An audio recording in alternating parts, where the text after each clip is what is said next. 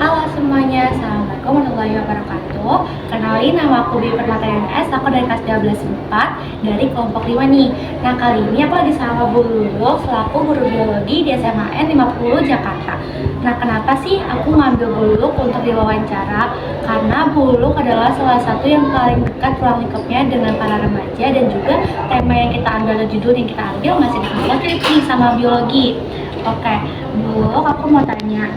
Yang pertama itu adalah bagaimana sih pendapat Bu Luluk tentang pernikahan dini dan seksualitas pada remaja nih? Apalagi kan Bu Luluk ngajarnya di ruang lingkup SMA yang banyak anak-anaknya remaja. Ya, pertama kan kalian udah dapat sistem reproduksi. Iya. Saya tanya dulu ke Bibi ya.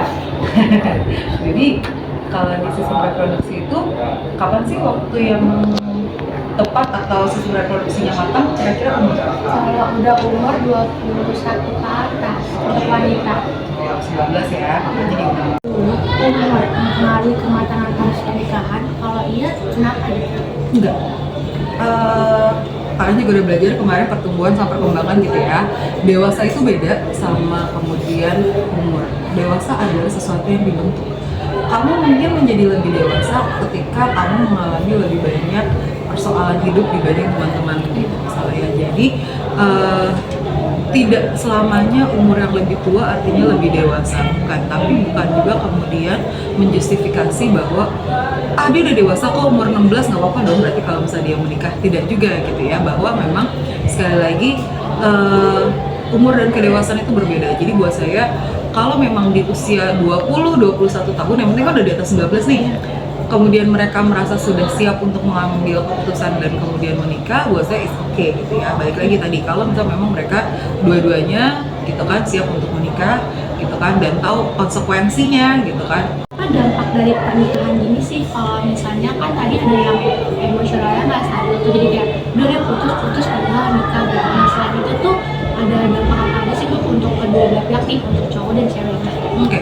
Kalau misalnya pernikahan ini sebenarnya dampak yang paling kelihatan adalah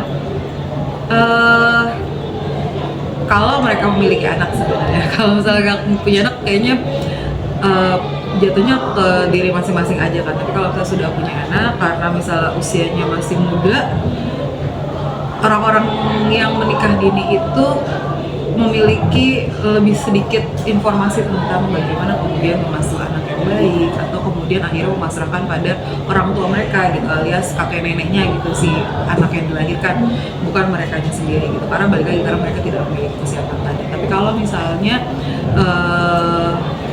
selama prosesnya mereka kemudian belajar, orang-orang yang melakukan pernikahan, Tanggapan atau solusi Bu Luluk jika di lingkungan Bu Luluk ada yang melakukan hal tersebut, atau yang kayak Bu Luluk mungkin sering mendengar atau pernah mendengar ada yang pernikahan dini itu berlangsung gitu, entah itu karena dari paksaan keluarganya yang kayak kamu menikah aja karena kita udah gak mampu biayain kamu, atau kalau kamu menikah masa depan kamu lebih terjamin, atau juga dia menikah usia dini karena MBA, married by accident gitu. Itu gimana Bu?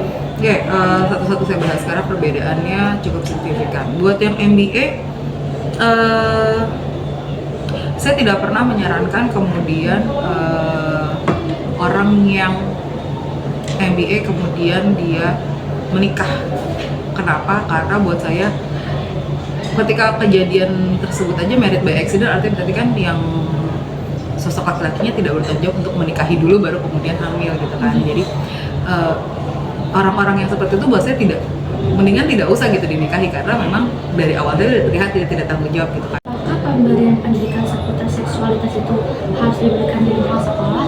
Karena kan yang kita tahu nih, kayaknya seksualitas itu adalah hal yang kayaknya tabu gitu, atau hal-hal yang kayak aduh ini kan nggak harus diomongin, padahal ini kan sangat amat penting gitu ya Bu. Contohnya aja mungkin kayak ada yang beredar di kemarin pemberian alat kontrasepsi kepada remaja gitu. Itu gimana Bu? Oke, saya tanya balik lagi ke Baby. Baby udah pernah diberikan pendidikan tentang anggota tubuh sejak kapan? Dari kecil. Nah, oke.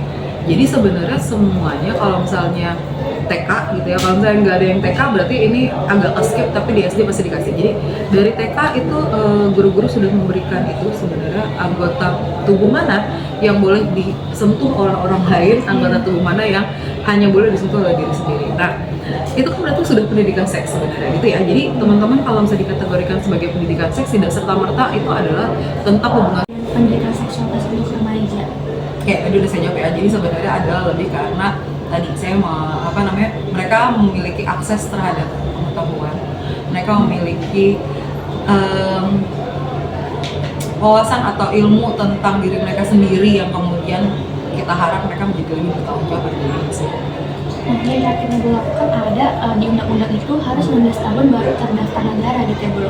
Tapi yang kita tahu misalnya dia 17 emang udah dari kedua pihak itu mau menikah, nggak ada SD apapun, dan akhirnya kan menikah siri ya bro. Atau dia memasukkan atau meminta kompensasi lah dari negara agar bisa disahkan, itu gimana menurut bro? Oke, kalau yang kemudian membuat surat untuk menikah ke KUA ketika mereka usianya di bawah dari 19 tahun, itu emang biasanya akan dipenuhi, tapi dengan catatan kalau misalnya dia mengikuti serangkaian. Jadi kalau orang mau menikah tuh sekarang di KUA